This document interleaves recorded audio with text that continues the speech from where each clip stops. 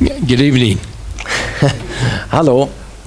It's great to be here. Und ich freue mich sehr, auch hier sein zu dürfen. We have been to 77 different countries in ministry. Wir waren bis jetzt in 77 verschiedene Länder im Dienst für den Herrn. But this area is number one. Aber diese Gegend hier in Süddeutschland ist unsere Nummer 1. Das ist unser Lieblingsort. We love this area. Und wir lieben diese Gegend sehr. This between the German and Austria border. Und auch diese ganze Grenzregion zwischen Österreich und Deutschland. You know, when God was creating the earth, Als Gott so die Erde schuf, He created this area last. dann hat er wahrscheinlich auch diese Gegend also ganz zum Schluss geschaffen, Because when He finished, He looked down. weil am Ende dann hat er das alles He betrachtet says, I can't improve this. und wahrscheinlich hat er zufrieden gesagt, das hier ist der Gipfel. This is Besser perfect. geht's nicht. So I'm privileged to be able to be here with So, you. es ist tonight. ein Vorrecht hier bei euch zu sein. We are archaeologists, archaeology missionaries. So, wir sind Archäologen, aber auch Missionare, archäologische Missionare. We primarily are in Egypt right now. Und grundsätzlich haben wir unsere Tätigkeit in Ägypten. This is our 33rd year in Egypt. Und es ist dann unsere 33. Jahr, wo wir auch mit Ägypten so am Werken bin. Okay. And then we were also we were 6 years before Egypt. We were 6 years in Albania. Und bevor wir dann den Dienst in Ägypten anfingen, waren wir auch 6 Jahre lang in Albanien. And that's when Albania was still communism. Und das war während der Zeit, wo Albanien auch rein ein kommunistisches Land war. So it was very difficult, but archaeology pierced the wall that we were able to get in. Das war ein sehr komplizierter Dienst, aber auch meine Arbeit als Archäologe hat für mich Türen geöffnet damals, um dort wirken zu können. So my wife and I primarily are in Egypt, Sudan, and Libya. So, meine Frau und ich, wir waren dann die letzten Jahre grundsätzlich in Ägypten oder in Sudan oder in Libyen. And my son, my youngest son, he is a director of our Latin America efforts. Und mein jüngsten Sohn, er arbeitet auch in unserer Arbeit in Südamerika. You know, one of the greatest missionaries who ever lived, an evangelist who ever lived, was Paul the Apostle.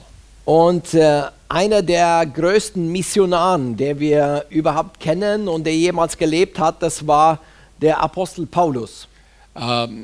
In the first century, there's none who compared. Und das ganze erste Jahrhundert findest du niemanden vergleichbar mit Paulus. But his life and ministry was not without problems. Aber sein Leben und Dienst war nicht ohne Probleme. And we want to discuss one of those problems that he had tonight.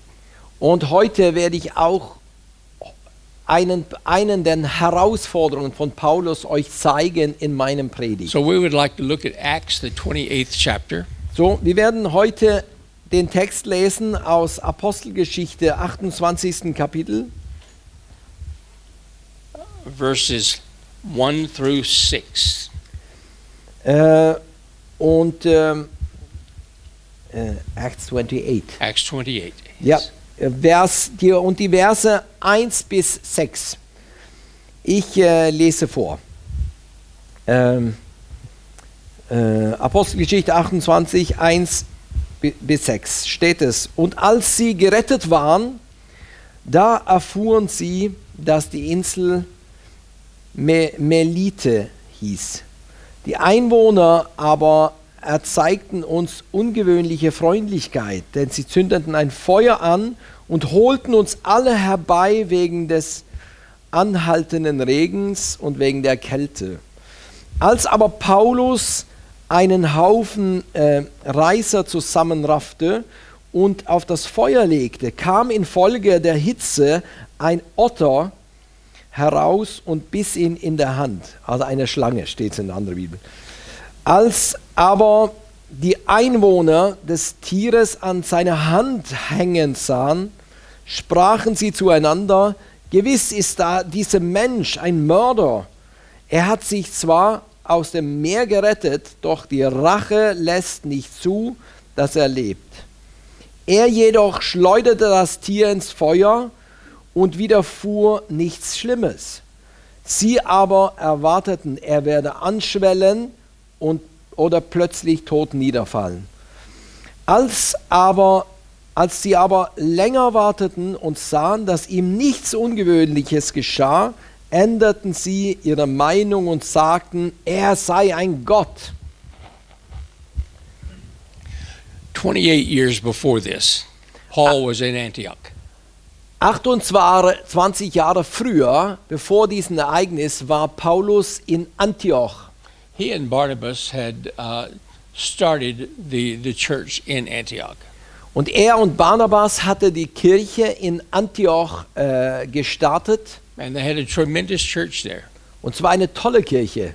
But in the midst of that great church building time, God gave Paul a promise. Aber mitten in diese starke und tolle Gemeindebauzeit in Antioch hat Gott Paulus eine Verheißung aufgetragen. He told him that he would be ministering in Rome.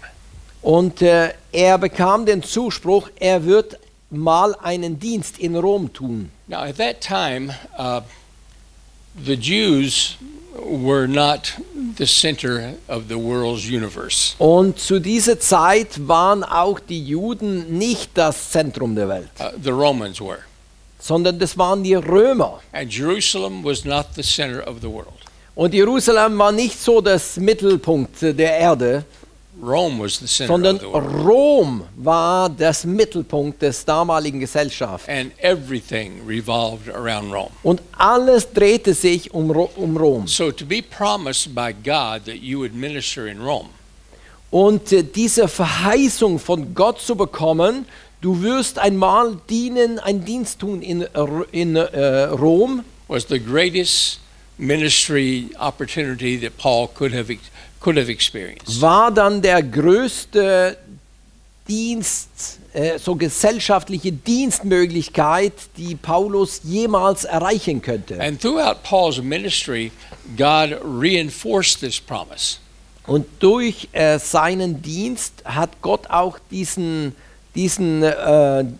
Verheißung immer wieder so angedeutet und bestätigt. And Paul talked about that in his letters. Und Paulus hat es auch ein paar Mal erwähnt in seinen Briefen, wo er dann sprach über seine Pläne mit Rom. He would say, on my way to Spain, I will stop by Rome to minister. Und er sagte, auf meinem Weg nach Spanien, dann werde ich anhalten in Rom, um dort einen Dienst zu tun. On my way to Corinth, I will come to Rome. Oder auf meinem Weg nach Korinth werde ich And so nach Rom kommen. there was no doubt in his mind that God's promise would be fulfilled. So, es war keinen Zweifel in seinen Gedanken, dass Gottes Pläne und Verheißung, Zuspruch zu ihm nicht zum Erfüllen kommen But sollte. as the years passed by, Aber als die Jahre gingen, it was not a fulfillment of the promise. ist es noch nie zustande gekommen. Diese Verheißung, dieser Ruf, er sollte mal einen Dienst in Rom tun. He continued to minister for the Lord, Und er machte treu seinen Dienst für Gott. continued planting churches, Er hat weiter gearbeitet mit den Gemeindegründungen lecturing in the educational institutions, und er hat großartig Lehre gemacht, and doing great things for Christ. tolle Sachen für Christus gemacht. But the promise that God made him years before was never accomplished. Aber diese Verheißung, die Gott ihm machte vor Jahren, du wirst mal nach Rom kommen, das kam nie zustande. And I'm sure that Paul had a vision of what it would be like in Rome. Und ich bin mir auch sicher, dass Paulus, er ist wie uns. Er würde sich wenn er diesen Traum von Rom hatte, dann würde er sich einen Plan machen, wie diesen Traum so aussehen sollte. He could envision himself preaching at the chariot race or the chariot race cathedral. Vielleicht zum Beispiel hatte er eine Vorstellung in seinem Kopf, dass er predigen könnte, große Kampagne machen könnte in den großen Arena in Rom. And the great Augustine arena held 160,000 people.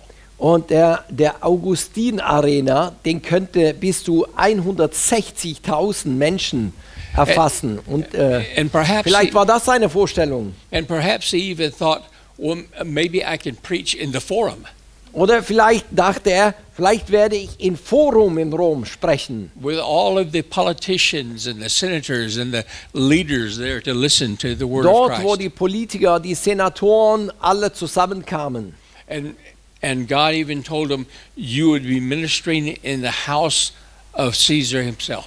Und vielleicht hat Gott ihm diesen Gedanke aufgetragen, dass er einen Dienst tun würde für den Kaiser, für Caesar selbst. It was a promise Paul held to. Und diese Verheißung hat er immer festgehalten während sein Leben. And there was no doubt that it would happen. Und für ihn war das kein Zweifel, das wird zumal zustande kommen. Ich werde nach Rom kommen. But after 28 years, Paul was arrested. Aber nach 28 Jahren ist es nicht zustande gekommen, sondern es ist eher so passiert, dass er ist gefangen genommen worden. On his last trip to Jerusalem, he was placed in chains. Und in seine letzte Reise nach Jerusalem, dann ist er gefesselt worden. Er ist in Ketten gelegt worden. There he stayed 7 months. Und er war 7 Monate in Ketten. And then he was transferred to the Roman prison in Caesarea Maritima in chains again. Und dann wurde er verlegt in ein anderen Gefängnis, also in einen römischen Gefängnis in Caesarea. Und dort wurde er noch einmal in Ketten gelegt. Now Paul was a Roman citizen. Weil Paulus war ein römischer Bürger. And as such, he had the right to appeal his case to Caesar. Und weil er ein römischer Bürger war, dann hatte er das Anrecht, einen Widerspruch einzulegen und sagen, ich will, dass meine Sache nicht vor jüdischem Gericht vorgetragen wird, sondern für ein römischen Gericht. So the appeal was made to the Roman governor in Caesarea. So er hat seinen Widerspruch hingelegt und er wurde dann zum römischen Gouverneur nach Caesarea verlegt. And the Roman governor approved of the appeal. Und der Gouverneur hat auch diesen Widerspruch angenommen. So now Paul was going to Rome. So am Ende der Geschichte beschließt dann der Gouverneur, jetzt, wir kommen hier nicht zu Ende, Paulus wird versetzt nach Rom. The 28-year promise was now becoming a reality. So diese 28 Jahre alte Verheißung, du wirst mal nach Rom kommen, der kommt jetzt zum Erfüllen. But it wasn't what he anticipated. Aber es war wahrscheinlich nicht so, wie Paulus das sich mal vorgestellt hatte. All of the times that he had envisioned ministering in Rome, none of those times he felt it would be in chains. Also immer, wo er diesen Zuspruch fühlte, diese Inspiration hatte, dass er einen Dienst tun würde in Rom, hat er bestimmt nie eine Vorstellung gehabt, dass das in Ketten geschehen würde. And Paul was being taken as a bondslave, a bondservant. Und Paulus wurde als eine Sklave befrachtet. Now the ship that was taking Paul was what they called a merchandise. Und das Schiff, die dann Paulus befrachtete, das war dann ein römischen Frachtschiff. This was a military ship. Es war ein Militärschiff. It did not have sails. Und es hatte keinen Segeln. It was powered by rowers. Und diese Art Schiffen wurden nur vom Rudern vorangetrieben. And the ship was carrying prisoners to Rome. Und es war auch in diesem Schiff jede Menge Gefangene, die dann alle überführt wurden nach Rom. And if there was enough room after the prisoners were in, then they would also allow merchants to take cargo. Und in so einem Schiff, wenn dann noch Platz übrig war, nachdem dass die Gefangenen an Bord waren, dann würden sie auch Ware befrachten oder andere Sachen. Paul warned the Roman military captain in charge. Und Paul warned him. Und wir wissen bei dieser Reise, dann hat Paulus den Kapitän gewarnt. He says, we must not leave yet because there will be some major problems on the trip. Also wir lesen, er hat den Kapitän gewarnt, bleibt im Hafen, zieh nicht raus, weil es wird unterwegs große Probleme entstehen. And the captain considered Paul's objection. Und der Kapitän hat sogar auch auf Paulus Warnung, nicht vom Land zu ziehen, er hatte sich angehört. And then they discussed with the man who owned the merchandise that was being shipped also. Und dann haben sie auch die Gespräche geführt mit die Leute, die dann die Ware befrachten wollten. And this man said, no, we must go. Und dort war kein Interesse im Hafen zu bleiben, sondern die haben darauf bestanden, man muss hinaussegeln oder hinausgehen. So the Roman captain overruled Paul's objection and they set sail. Der römische Kapitän hat nicht auf Paulus Warnung gehört, sondern die sind in See.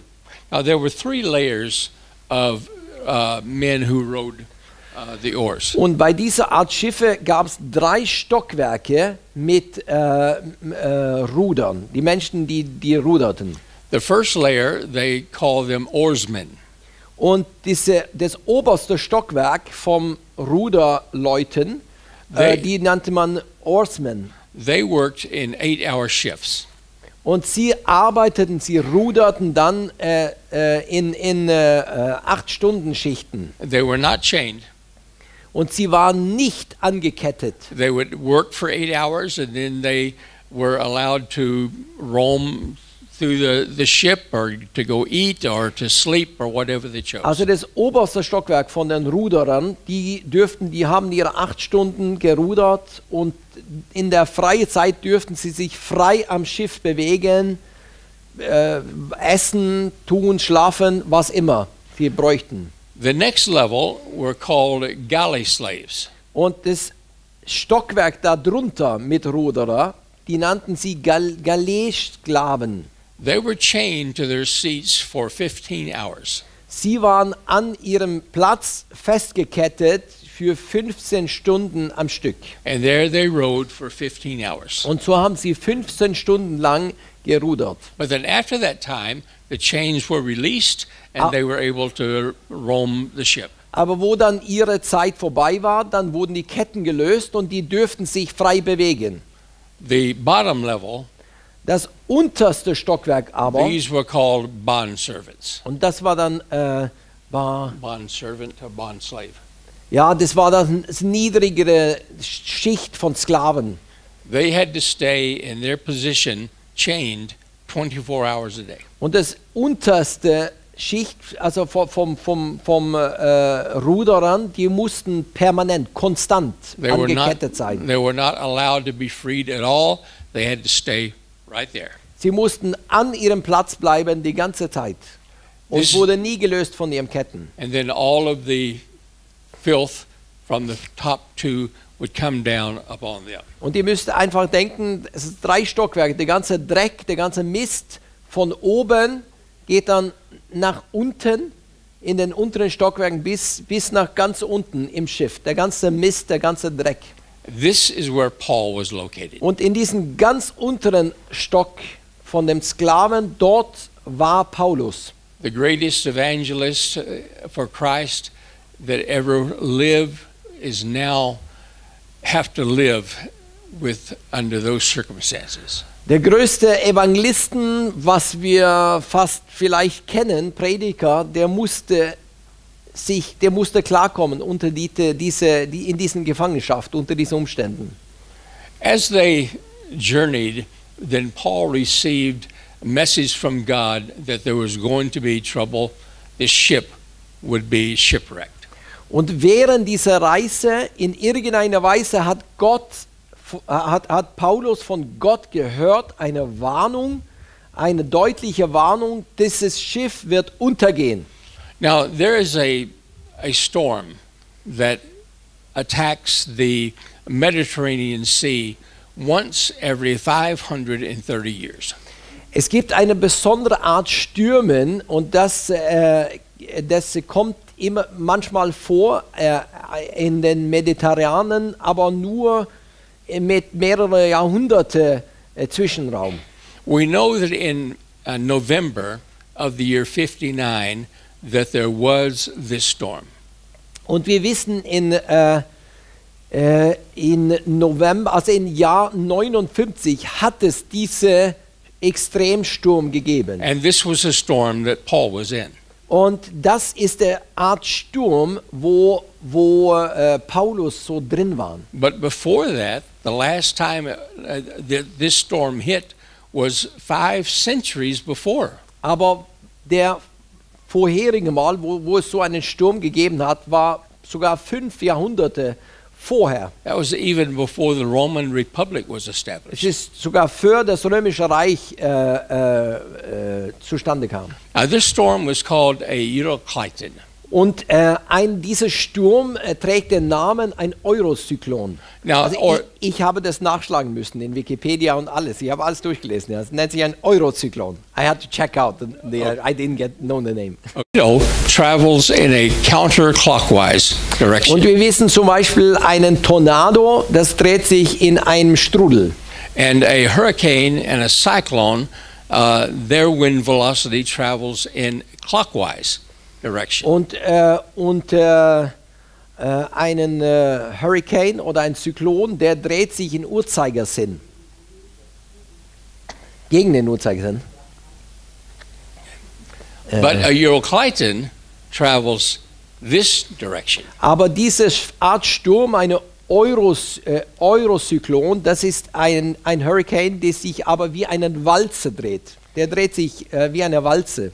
And this is identified, they call it the Northern Fury. Und man nennt diesen Sturm dann der North Fury. What would that be? Fury. Und das Nordungeheuer. Terra, Northern Ja, Terra. ja, genau. And now a tornado usually lasts maybe 30 seconds. Und einen Tornado, das dauert vielleicht ans extremsten vielleicht 30 Sekunden lang. A hurricane, sometimes it will last 8 or 10 hours. Einen Hurricane können 8 oder 10 Stunden lang gehen. But the Eurocliton lasts for 45 days. Aber einen Eurozyklon, das ist anhalten und hält bis zu 45 Tage an. The wind blows between 100 and 150 kilometers per hour for 15 days straight. Und der Wind könnte wehen 100, 150 Stundenkilometer und das 15 Tage ohne Pause. And the rain is continuous. Und endloses Regen. And even after the wind dies down, Und auch sogar nachdem dass der Wind sich legt, it continues to rain for an additional 30 days. können es noch ganz lange Regen anhalten. And it is the most devastating storm ever to hit the Mediterranean region. Und wir wissen, diese Art Stürme, das ist dann das meist zerstörerische Wetterphänomen, der dann im Mediterranen passieren können. On this storm that hit in Paul's day, 169 cities and towns were destroyed. Und wir wissen auch geschichtlich, wo diesen Sturm passiert ist 169 Städte um den Mittelmeer zerstört worden. And that was throughout the Mediterranean coast. Um die Mittelmeerküste. An additional 350 or more cities were damaged, but were not destroyed totally. Und in den Geschichtsbüchern gibt es auch Berichte von noch zusätzlichen 350 Städte, der von großen Schäden berichten, aber keine totale Zerstörung. And 52,000 people were killed. Und 52.000 Menschen sind ums Leben gekommen. And it was the most devastating storm of Paul's lifetime and in the entire history of the Roman Empire. Und es ist das meist zerstörerische Wetterphänomen Sturm in die Zeit von Paulus, aber auch in der ganzen Zeit von dem römischen Imperium. And this storm happened in the middle of Paul's fulfillment of God's promise. Und diesen wahnsinnigen Sturm ist dann zustande gekommen, mitten in dieses Geschehen, der eigentlich die Erfüllung war von Gottes Verheißungen an Paulus. So just because we are in the midst of God's fulfillment, So nur weil wir mittendrin sind von Gottes Verheißungen, does not mean that we will not have conflicts. das muss nicht heißen, dass es nicht Stürme And kommen those, könnten and oder those Konflikte. conflicts may be the worst that you have ever had in your entire life. Und ich will damit auch sagen, diese Stürme oder Konflikte, die wir erleben können das zerstörerischste sein, was wir jemals in unserem Leben mal erlebt haben. What's the promise that God has given you? Welche Verheißungen haben Gott dir gegeben? Maybe He's given you a promise of the salvation of your children.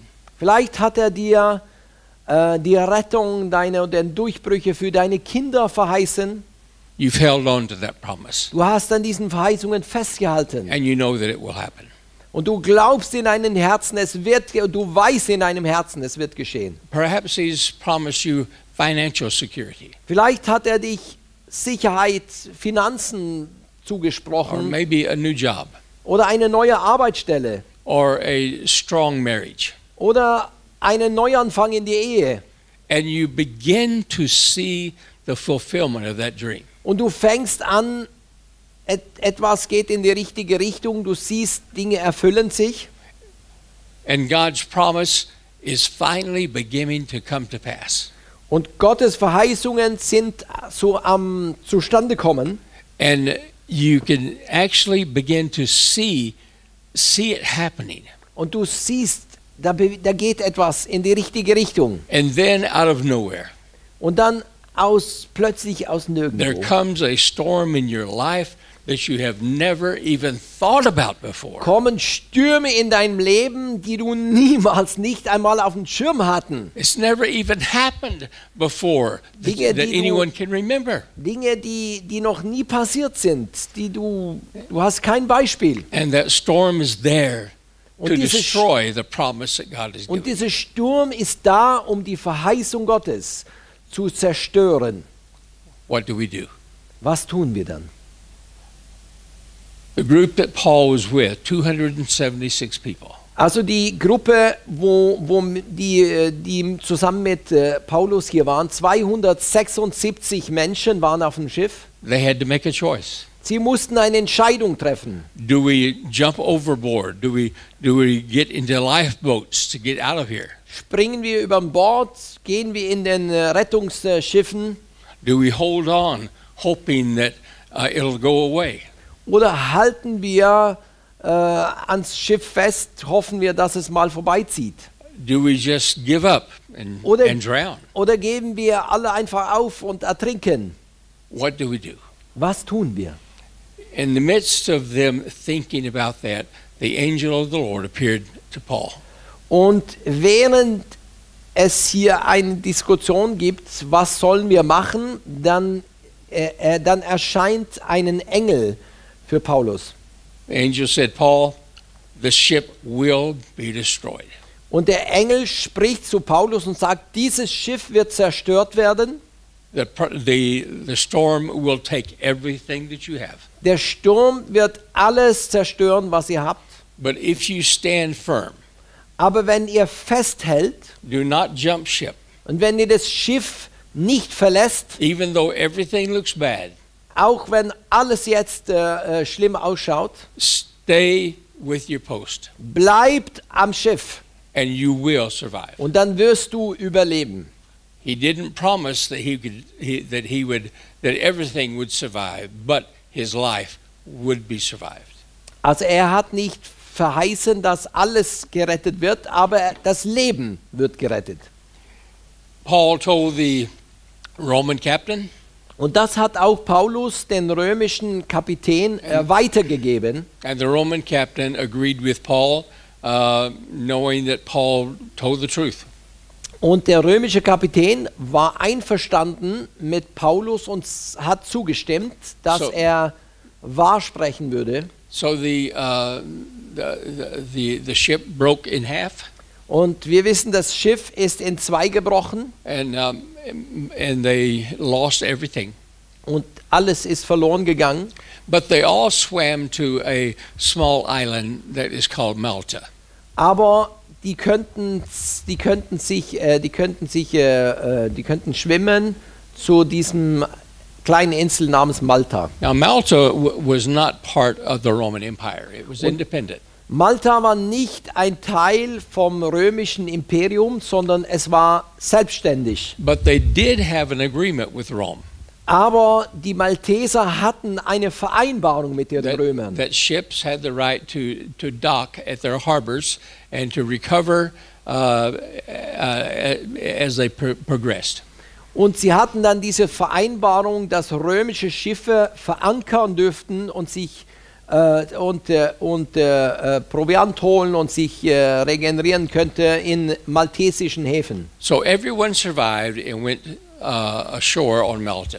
So, die Leute, die überlebten, die gingen dann am Land, am Malta. But then an event took place that was intended to totally take Paul out of the picture. Und dann ist etwas passiert, die eigentlich Paulus so richtig von der Bildfläche eigentlich auslöschen sollte. He had lost everything. Er hätte hier alles verloren. The promise had seemed to have come to an end. Es sieht so aus, dass diese Verheißung, dass er nach Rom kommen sollte, das wäre hier am Ende. There was nothing left. Und dass nichts mehr da wäre. But his enemy was not finished yet. Paul's enemy was not finished. Also Paulus Feind war nicht fertig, ihn Because- zu attackieren. Because as Paul was gathering sticks to make a fire, Wir wissen, Paulus hat Feuerholz gesammelt as he threw the sticks into the fire that was being made, und als er dann diese Feuerholz am Feuer werfen wollte, a small snake called a viper came out and attached to his arm. und als er das Feuerholz am Feuer legen wollte, dann kam diese kleine Schlange aus dem Feuerholz und beißt sich fest an seine Arm. Es war eine Schlange namens Viper. Now, I've seen these in the Sahara many times, Ich habe diese Art Schlangen ganz viele Male in Sahara and gesehen. it is the most deadly animal or reptile in the Sahara Desert. Und man sagt auch heute, das ist das meist tödliche Tier in der Sahara-Wüste. Now, Auch heute. those of you who have shoestrings, look down at the shoestring. Wenn ihr, die von euch, die normale Schnürsenkel haben, If you were to place a viper next to your shoestring, they would be the same size. und wenn du so einen Viper neben dein Schnürsenkel legen würde, dann wäre es fast das Gleiche. They're very, very small, Ist ganz klein, ganz dünn. and they're only about this long, Und die sind vielleicht nur so lang. but they're deadly. Aber die sind furchtbar giftig. When you get tourist information, if you're going to these areas, Wenn du zu diesen Ortschaften, zu diesen Gegenden gehen als Urlauber, if you're going to Saudi Arabia or Yemen or Syria or Egypt, you receive this information. oder wenn du nach Syrien oder Jemen oder Ägypten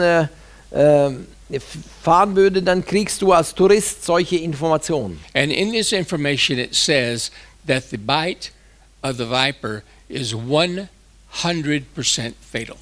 Und es steht immer in den Touristeninformationen, ein Biss von so einem Viper ist zu 100% tödlich. Now, because the viper is so small, Weil der Viper ist so klein, then it has teeth that are very, very, very small. weil der Viper so klein ist, deswegen hat er auch ein sehr kleine Zähne, kleines Biss. But I have seen these vipers with the real very small teeth bite the foot of a camel. Aber ich habe es auch selbst gesehen, wie so einen Viper einen Kamel in den Fuß gebissen haben. And the camel becomes dead in 30 minutes. Und der Kamel lag dort tot 30 Minuten später. The head on the viper is very, very small. Und das Kopf von diesem Viper ist ganz klein. And if you wear leather boots, the teeth can't go through the leather. So, wenn du Lederschuhe hast, können die da nicht durchbeißen. So you're safe. So, du bist sicher. And so what the viper does, he tries to wrap around your ankle or your hand. So, was der Viper probiert, er probiert sich so zu schlängeln um die Arm oder um den Fuß. And then the tiny head just goes up and down, up and down, up and down, up and down, trying to find a vein or an artery. Und dieses ganz kleine Kopf probiert sich zu bewegen und sucht nach einer Vene oder einer Arterie. And when it does, it clamps down and injects the poison. Und wenn er das findet, dann beißt er zu. Gibt sein Gift ab. Almost immediately, your body begins to burn from the inside out. Und wenn man gebissen wird von so einem, dann passiert es fast sofort, dass der Körper fängt an zu brennen von innen, also wie ein Feuer von innen. And before long, you feel that your entire body is burning and burning. Und man fühlt es eine längere Zeit, wie der Feuer so einfach in Flammen am Brennen sind. And the blood becomes very thick, like a marmalade or a jelly. Und aus diesem Gift wird das Blut im Körper vergelt, also es wird zu einem Gel, ein dickflüssigen Gel, wie eine Marmelade.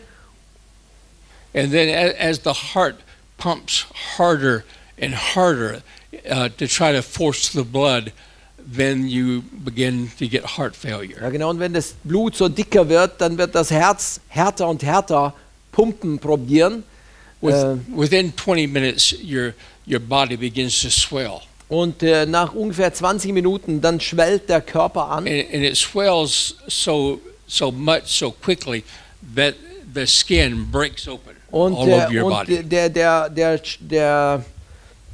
Körper, also zum Schluss verdickt der Körper so sehr, dass die Arterien, dass die Haut platzt, richtig platzt. And the body fluids are broken and spill all over. Wenn die Haut platzt, dann läuft der Körperflüssigkeit raus. Within 1/2 hour, the person is dead. Es ist so von dieser Schlange, 30 Minuten braucht es, bis eine Person zu 100% verstorben ist. The inhabitants of the island knew that the bite of this viper is 100% fatal. Und die Einwohner hier, die maltesischen Einwohner, die haben alle gewusst, ein Biss von so einem Viper ist zu 100% tödlich. So they said, this man must be a great criminal. Und die haben dann sofort gedacht, dieser Mann muss ein furchtbarer Krimineller gewesen sein. Although he survived the storm, now he's being taken out by the viper. Er hat diesen furchtbaren Sturm überlebt und jetzt diesen Viperbiss. But they watched Paul. Und sie haben Paulus angeschaut. He had no effect. Es ist aber gar nichts passiert mit Paulus. He continued to do his work. Er machte seine Arbeit weiter. No burning. Keinen Feuer. No swelling. Keinen Schwellung am no Körper. Death. Kein Sterben. So now they say, he's not a criminal. He must be a God. Dann änderte sich die Stimmung. Dann haben die alle gesagt, das kann kein Verbrecher sein. Er muss ein Gott sein. And that opened the door for Paul to not only convert those that were watching him, but all the way to the highest level in the island. Und wir wissen, die Geschichte ging weiter. Das hat die Tür geöffnet für Paulus, einen Dienst zu tun an diesen Leuten, die so überwältigt waren. Er hat sie überführt, das Evangelium gezeigt und es hat Türen für Paulus geöffnet auf der maltesischen Insel in den allerhöchsten Gremien und Leiterschaften. And so after the entire island had been brought to Christ, then they continued on their way to Rome. So, wir wissen die Geschichte so, nachdem, dass es eine ganze Buße, eine Erweckung passiert ist, überall auf Malta, erst danach machten sie sich weiter auf den Weg und fuhren weiter nach Rom. God's promise was finally fulfilled. Und endlich jetzt sollte Gottes Verheißung zur Erfüllung kommen. But it was not fulfilled the way Paul had envisioned. Aber Paulus' Verheißung erfüllte sich nicht so, wie seine Vorstellung war. Your promise will be fulfilled, Deine Verheißungen können sich auch oder erfüllen sich auch.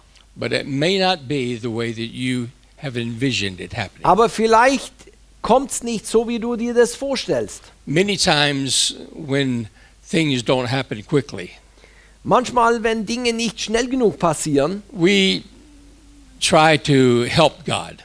dann probieren wir Gott nachzuhelfen. Now, God, if you will listen to me and do it this way, then this will happen. Und wir klären Gott auf und sagen, Gott, wenn du das und das in dieser Weise tun würdest, dann wird es dann doch kommen. And especially if it begins to draw into months or years and not happening. Insbesondere wenn die Zeit läuft, also Monate gehen und es kommt nicht, so wie wir es denken. And we say, we begin to see the promise fulfilled. Und wir fangen an, uns vorzustellen, wie sich diese Verheißung erfüllt. And you're called into your manager's office and they say, we have a new position for you. Und we call. No, you'll be called into your manager's office. Und zum Beispiel, du kriegst eine Anfrage, du sollst zu deinem Chef kommen in der Arbeit. Wir haben eine neue Arbeit für dich. God had promised you years before that you would have a new job with better financial security. Und Gott hat dich vor Jahren her versprochen, er wird für dich versorgen, es wird dir gut gehen und du wirst gut versorgt werden. So now you begin to see it happening. Und jetzt denkst du, jetzt sehe ich das, wie das sich alles erfüllt. You're given a new position. Und du gehst zu deinem Chef im Büro und du wirst von ihm hören, jetzt erfüllt es sich endlich, ich werde jetzt eine höhere Stelle bekommen in der Arbeit. You're now the new manager of operations. Und jetzt werde ich der neue Fertigungsleiter sein. And with this position you get a 70% raise in salary. Und mit dieser höheren Position werde ich 70% Steigerung in mein Gehalt bekommen. You tell your wife or your husband the good news. Und das sagst du weiter zu deiner Ehefrau oder zu deinem Ehemann, ich werde bestimmt befördert, muss jetzt zum Chef. They're very excited. Und in der Familie große Begeisterung. God's promise is now coming to pass. Endlich kommt Gottes diese Verheißung zum Erfüllen. But then you say, but there's only one difficulty. Aber es gibt nur eine Schwierigkeit. The job is in Japan. Der Chef sagt, es gibt nur eine Schwierigkeit. Diese Arbeitsstelle ist in Japan. Japan? What? Why not Germany? In Japan? Warum in Japan? Warum nicht in Deutschland? Or Austria? Oder in Österreich? Or even Czech? Oder in Tschechien? But Japan? Aber in Japan? The storm comes out of no place. So entsteht plötzlich ein Sturm aus nirgendwo. Now what do we do? Was machst du dann? Do we jump ship or do we hold on? Was tun wir dann, wenn so alles plötzlich anders kommt? Springen wir vom Schiff oder halten wir fest? That situation happened to us not too long ago. Und wir hatten eine ähnliche Situation vor nicht allzu lange her. For years, my son was working to evangelize the drug cartels in Colombia. Und jahrelang hat mein Sohn mit einem christlichen Dienst gearbeitet, die dann Mission gegenüber diese Drogenkartelle in Kolumbien arbeiten. And he was having some success, Und die haben auch gewisse Erfolge verzeichnen können. primarily with the workers and the people that were enslaved. Und insbesondere auch unter Menschen, die dann versklavt waren, also wahrscheinlich Dealer oder solche Dinge, die dann zu Christus fanden. But with the cartels' leadership and with the terrorist leadership, there was no progress. Aber mit dieser Drogenkartelle auf einem höheren Niveau und auch die sind ja fast wie Terroristen, dort gab es keine Durchbrüche, keine evangelistischen Durchbrüche. But he and I both had received a promise from God. Aber er hat einen Ruf verspürt von Gott, es wird Durchbrüche geben. You will bring these people to Christ. Und er hatte einen kühnen Glauben, du wirst diese Drogenleute zu Christus führen können. You will be successful. Und du wirst Erfolg haben. But year after year after year, there was nothing. Aber es ging Jahre, ein Jahr nach dem anderen, also, und da ist nie was richtig durchgebrochen. But at a time when you feel like you can go no further is when the viper attacks. Und das Zeitpunkt, wo du denkst, jetzt kann es nicht weitergehen, jetzt kann es nicht schlimmer werden, das ist gerade der Zeitpunkt, wo der Viper zubeißt. And it is meant to put an end to your promise once and for all. Und es sind solche Ereignisse, die einfach deine Verheißungen, deine Pläne so ein für allemal so das letzte Stich, letzte Stopp geben möchte. So we were driving over the Andes and going down into the valley to the Amazon River. Und wir waren auf der Reise dort und wir fuhren über die Andesbergen und fuhren mit Auto Richtung Amazonasfluss. And we were going down there to build the first church in on the Amazon River in the area of the drug cartels. Und wir hatten dort ein Projekt am Laufen, also eine Kirchengründung wie hieß dieser große Amazonasfluss? Heißt die Amazonasfluss, ja. Also eine Kirchengründung und auch unter diese Leute von diesen Drogenplantagen. But what they would do, the mountain road was very narrow, just wide enough for one car. Und die Straße war wirklich, wirklich echt eng. War nur breit genug, nur für ein Auto. So the terrorists would place stones, large stones in the road, so you'd have to stop to get the stones out of the way. Und es gab dann Terroristen oder auch von diesen Kartellen, die platzierten große Steine in der Straße, so du musstest stoppen, dein Auto stoppen und probieren dann diese große Steinbrocken von der Straße zu entfernen, um weiterzukommen. Then as you were clearing the stones, they would attack. Und wenn du da beschäftigt bist, die Steine von der Straße zu entfernen, dann wurde man ganz oft überfallen. So this happened to us. Und das ist auch mit uns passiert. Wir sind überfallen worden. My son, who was with me at that time, was maybe 31, 32 years old. Mein Sohn war damals vielleicht 31, 32 Jahre alt. And so we were clearing the stones away and we were attacked by the cartels. Und wir waren voll beschäftigt, mit Steine von der Straße zu entfernen und wir wurden überfallen von von Leute von diesen Drogenkartells. And so there were maybe 25, 26 of them. Vielleicht war 25, 26 Leute. And so they threw us up against the car and made us stay there. Und die haben uns da so ans Auto gedrängt und wir müssen dort bleiben. And then they began searching my car. Und sie haben angefangen, das Auto zu durchsuchen. And stealing everything they could. Und haben alles geklaut, alles was zu klauen war. But I had my Bible sitting next to me on the seat. Ich hatte aber meine Bibel direkt neben mir am Autositz. And the cartel who was in charge he says, this is a Bible. Und diesen einen Verbrecher, der dann die Gruppe irgendwie so anführte, er sprach mich an und sagte, das ist ein Bibel. And he was speaking in English. His English was better than my English. Und er hat fließend Englisch reden können. And he says, you are a Catholic. Und er fragt mich, bist du ein Katholik? Now, in Colombia, the Catholics, the bishops were in collaboration with the government. Und in Kolumbien war das so, dass die katholischen Bischöfe waren in sozusagen wie eine Zusammenarbeit mit der Regierung. Now, that's not a bad thing. Und es war vielleicht gar kein schlechtes Ding. But it was against the cartels. Aber die haben sich gegen diese Kartelle gewandt, gegen diese Drogenkartelle. So if you were Catholic, then you were allies to the government.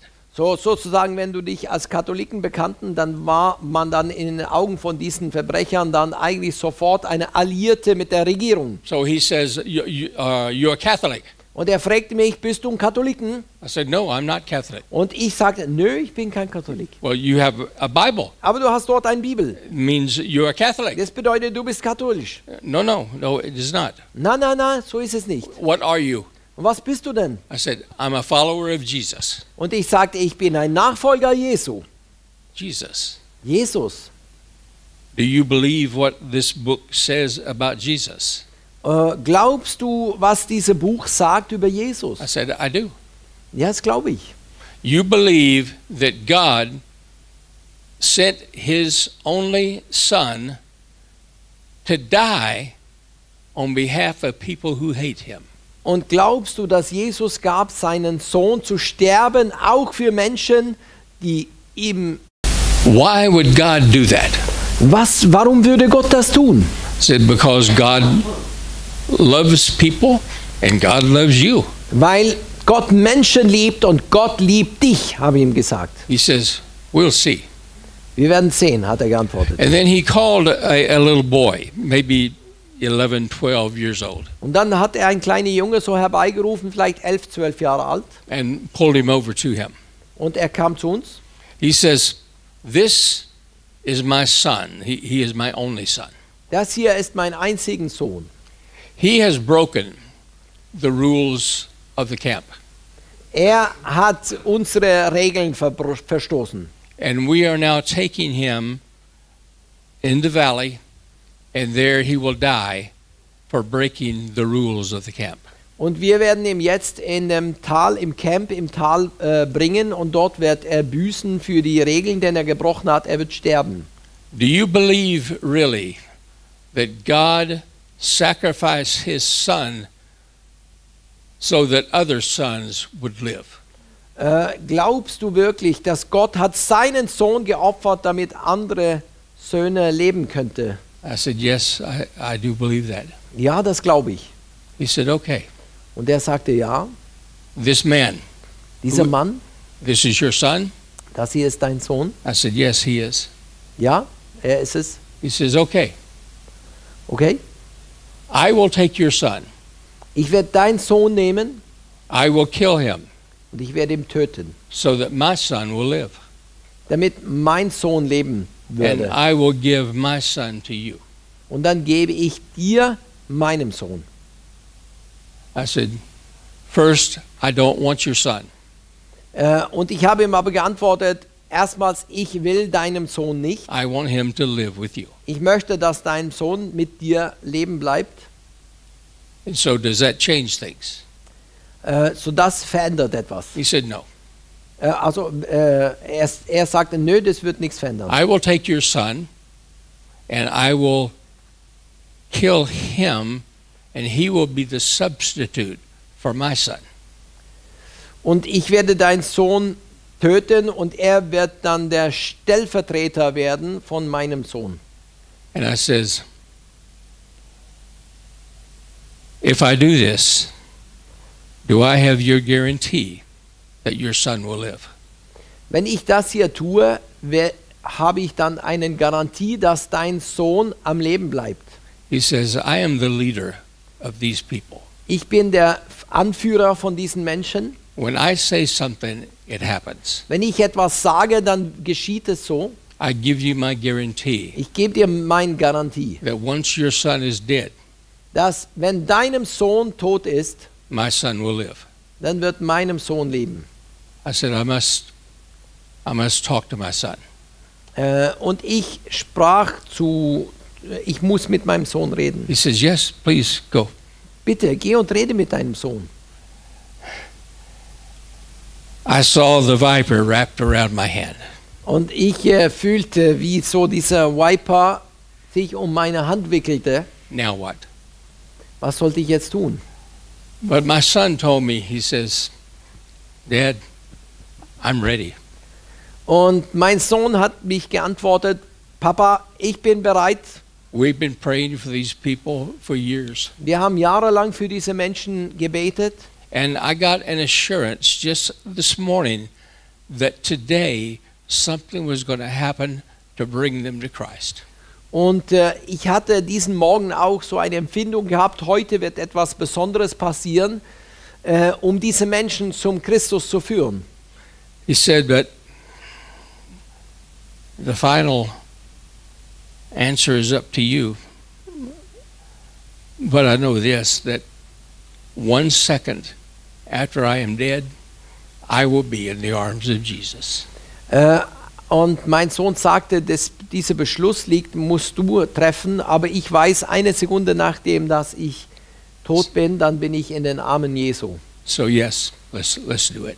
So, ja, lass uns diesen Tausch machen. So I told the cartel director, or the cartel man, So, ich habe dann diesen Kartellleiter gesagt. I said, I need to know again, if I give you my son, will your son go free and he will live?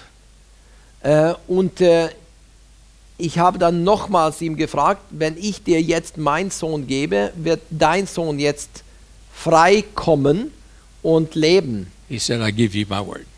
Und er sagte, ich gebe dir mein Wort. Then you can have my son.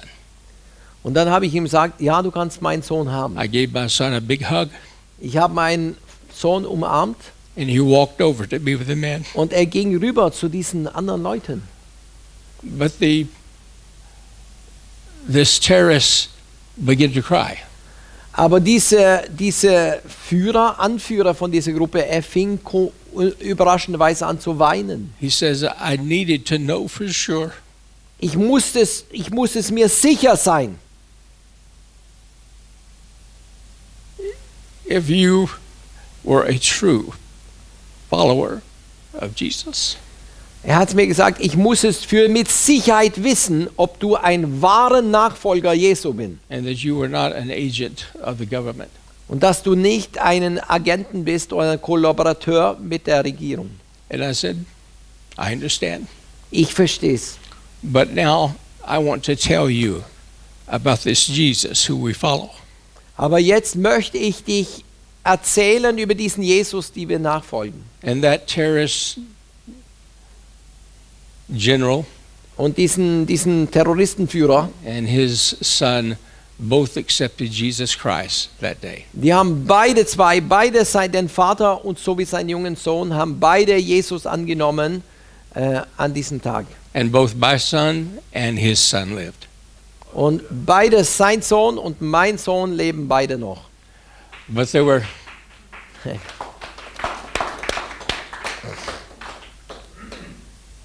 and so the bite of the viper is deadly. Das Biss so einen Viperschlange But it's ist how tödlich. but how do we respond to it determines whether we have the death or the life. Aber das, was entscheidet, wie wir reagieren auf so einen Biss, das kommt darauf an, haben wir Tod oder Leben in uns, Tod oder Leben vor den Augen. About half of the guys that were there became very angry. Die Hälfte von den Menschen, die mit diesen Anführern zusammen waren, haben große Wut bekommen. And they told this cartel leader, he says, we will get you. Und sie haben den Anführer angefochten mit großer Wut. Wir werden dich nehmen. And so we went down to the Amazon and we began building the church. Wir dürften weiterreisen. Wir sind dann dort geblieben, um bei der Gemeindearbeit beizutragen. Of course, we had to build it out of what they had, which was bamboo and that native wood. Und das Projekt dort war auch so eine Kirche zu bauen aus Bambus und andere Sachen, die es dort gibt. And so while we were constructing, these other guys, they kept throwing hand grenades at us. Und es ist auch während der Bauzeit von der Kirche ist es passiert, dass die haben Handgranate an dem Bauwerk geworfen. And so it would destroy part of the church. We had to go back and repair, and this kept going on all day. Und es ist auch immer wieder passiert, dass Dinge zerstört wurden vom Bauwerk und das ist immer wieder passiert. Finally, my son walked out to the edge of the desert, or edge of the jungle. Und zum Schluss ist mein Sohn dort hingegangen, am Dschungelrand. And he screamed out into the jungle. Und er hat einfach geschrien im Dschungel. We are not part of your government. Wir sind nicht Teil eurer Regierung. We're building this church for you. Wir bauen diese Kirchengemeinde für euch. And for your people. Und für euer Volk. This is yours. Das ist euer. We are not spies. Wir sind keine Spione. But if you throw one more hand grenade, we are leaving. Aber wenn ihr noch ein Handgranat werfen würden, dann verlassen wir diesen Ort sofort. They stopped. Und sie haben aufgehört. That night, we had church in the partially built church. Und an diesem Abend feierten wir dann einen Gottesdienst in dieser Baustelle. And my son was preaching that night. Und mein Sohn hat gepredigt. And while he was preaching, und während er am Predigen war, this leader, his son, and 4 more men showed up. Dann kam diesen Anführer und mit ihm 4 andere Männer zu dem Gottesdienst. They left their guns outside. Die haben ihre Waffen vor der Kirche liegen lassen. And they came in. Sie kamen rein. And that night, und an dieser Nacht, the 4 men that the leader had brought with him, they also received Christ. Haben auch diese 4 Männer, die mit den Anführer zusammenkamen, haben alle 4 ihr Leben Jesus gegeben. That church is still in existence. Und diese Kirche gibt es immer noch. And the leader that we had led to the Lord is now the pastor of that church. Und diesen Gangster-Anführer, die wir zu Jesus führten, ist heute der Pastor der Gemeinde. And he's been very, very successful at evangelizing the drug cartels of Colombia. Und er wiederum war aber sehr erfolgreich, Menschen zu gewinnen, die vernetzt waren mit diesen Drogenkartellen. God does not have a watch. Gott hat nicht eine Uhr. God does not have a calendar. Gott hat nicht einen Kalender. God has a plan. Gott hat einen Plan. And if he has given you a promise, und wenn er dir eine Verheißung gegeben hat, then that promise is part of his plan. Dann ist diese Verheißung ein Teil seiner Plan. And it will come to pass. Und es wird zur Erfüllung kommen. It may not come to pass when you want it to. Es wird vielleicht nicht kommen, wann du es willst. When you expect it to. Oder wann du erwartest, dass es so kommt. Or under the circumstances that you know that it should. Oder auch unter den Umständen, die du so dir wünschen würde. But God's plan is never a failure. Aber Gottes Pläne sind missglücken nie. And his promise to you und seine Verheißungen zu dir will not fail. Werden auch nicht missglücken. It will come to pass. Es wird zur Erfüllung kommen. Pastor. Amen. Amen.